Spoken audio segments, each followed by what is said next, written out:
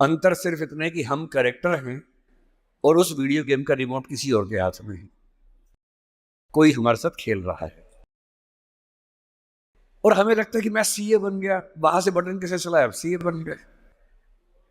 पर आप उछल रहे हैं, ये कर रहे हैं, वो कर रहे हैं, अचानक उससे गलती हुई, यहां मामला खत्म। जैसे वीडियो गेम में आपसे गलती हुई, 15 वाला खत्म हो जाता है। इतनी फानी किस्म की जिंदगी, इतनी बुलबुले जैसी जिंदगी, उस जिंदगी में इन छोटी छोटी बातों में इतना लीन होकर डूबे रहना, मेरे ख्याल से इससे खराब जिंदगी कोई नहीं हो सकती। और इसलिए जो करना है वो ये है कि जिंदगी में होते हुए अपनी जिंदगी को बेहतर कैसे बनाना है, फाइनेंशियल चीजों से कंप्रोमाइज न करते हुए अपनी बाकी जिंदगी को बेहतर कैसे बनाना है। और जिंदगी बेहतर है यानी इसके 4-5 पैरामीटर्स हैं।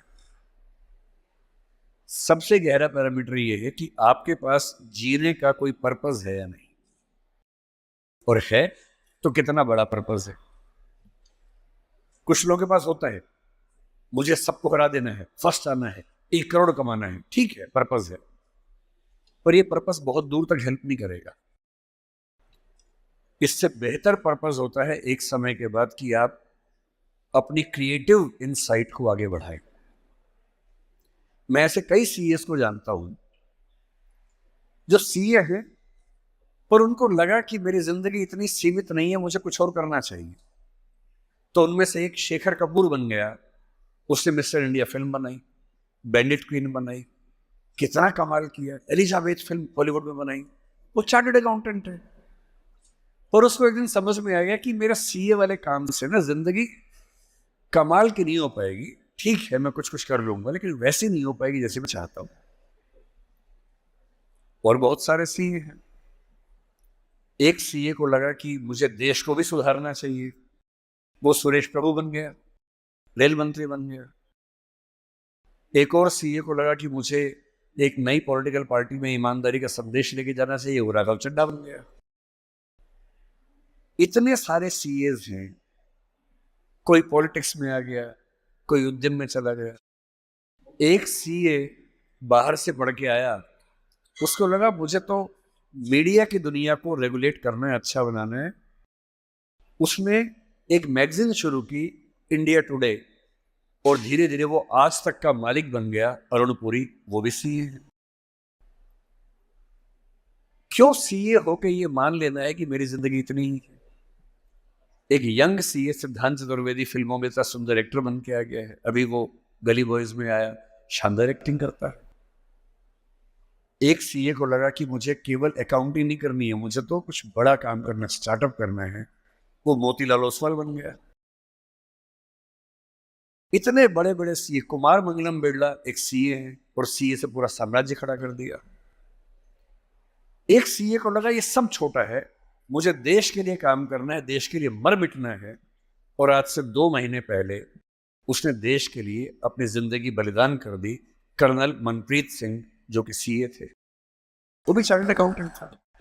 मेरी पहली आपसे गुजारिश ये है कि सीए बनने के बाद अपनी क्रिएटिव इंस्टिंक्ट को मरने मत दीजिए।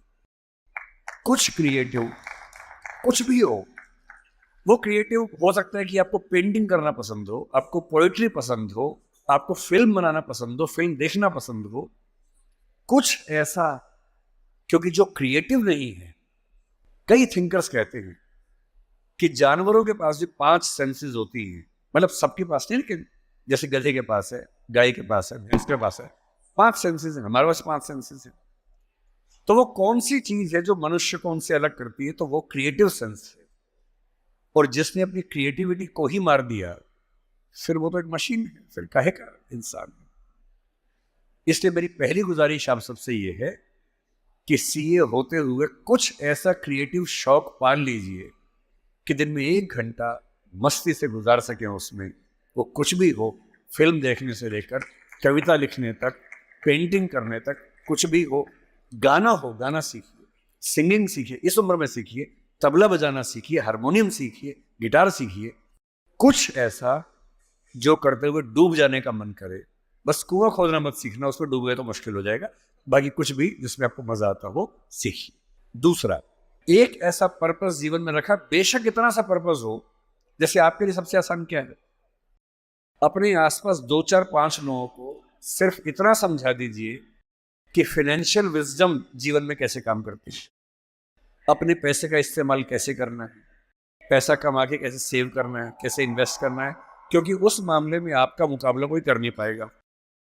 या अपने घर के आसपास 3 4 गरीब बच्चों की पढ़ाई का खर्चा उठा लीजिए, उनसे हफ्ते में बार मिलते रहिए, और आप पाएंगे आपके चेहरे पर पहले से ज़्यादा चमक आनी शुरू हो गई है, और आपको कंपटीशन, परेशानी, वो जो नफरत का माहौल दिन भर होता है, इसको हरा दूं, उसको हरा दूं, इस सब से मुक्ति मिलने लगी है, और आप अंदर से एक बेहतर इंसान बनने के प्रोसेस में आ रहे हैं। तीसरी बात,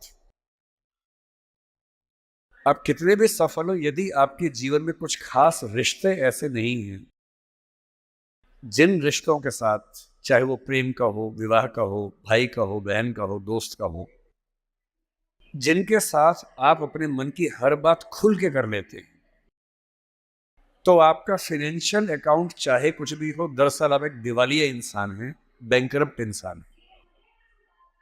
आपके अकाउंट में कितने जीरो हैं वो काम नहीं आएगा, आपकी जिंदगी का जीरो बहुत बड़ा है। इंसान को इंसान बने रहने के लिए कम से कम 2 3 ऐसे रिश्ते चाहिए होते हैं जहां वो पूरी तरह से सहज होकर रह सके, जहां उसको पर्दा न लगाना पड़े।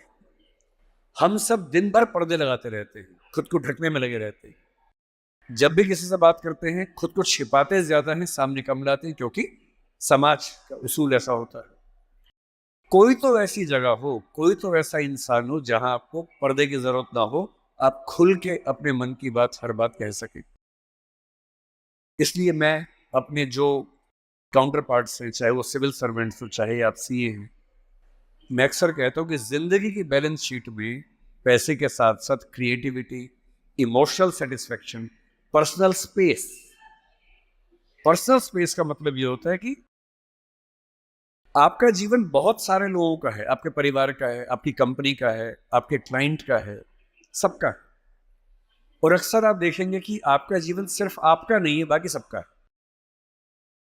दिन भर ऑफिस में रहे, 24 घंटे मिलते हैं, 8 सोने में गुजर गए, 1 2 घंटे तैयार व्यार होने में चले गए 10। आपकी जॉब कम से कम 8 10 घंटे कम से कम लेती होगी, सीए की जॉब तो बड़ी मुश्किल है, 20 घंटे हो गए। घर पहुंचे, परिवार ने कहा कि हमारा टाइम, पति या पत्नी ने कहा मेरा टाइम, बच्चों ने कहा मेरा टाइम, उनको दिया, सब हो गया, अपने लिए कुछ नहीं बचा। और इसी जद्दोजहद पर एक शायर ने, कृष्ण बिहारी नूर ने, कितनी सुंदर बात लिखी, वो सुन के हिल जाएंगे आप। लगता है कि हम सबकी जिंदगी का स्कैन, एक्सरे निकाल दिया हो। उसने कहा, इतने हिस्सों में बट गया हूं मैं, कंपनी, क्लाइंट, परिवार, बच्चे, स्कूल, ये सारा ठिकाना, इतने हिस्सों में बट गया हूं मैं, मेरे हिस्से में कुछ बचा ही नहीं। जिंदगी से बड़ी सजा ही नहीं, और जुर्म है क्या पता ही नहीं।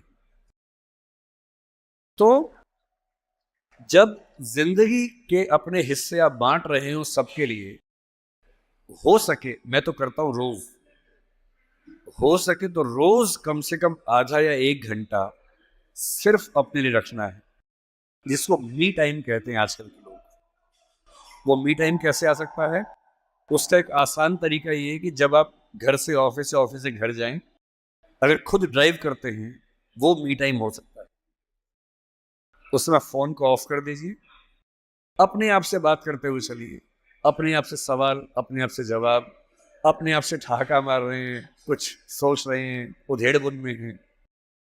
अगर वो नहीं मिलता टाइम, तो घर पे या ऑफिस में कुछ आधा घंटा निकालिए, कागज पेन लेके बैठिए, कुछ पॉइंट्स नोट कीजिए, और रोज सोचिए कि आज का दिन मेरी जिंदगी को किस तरह से कंट्रीब्यूट करता है।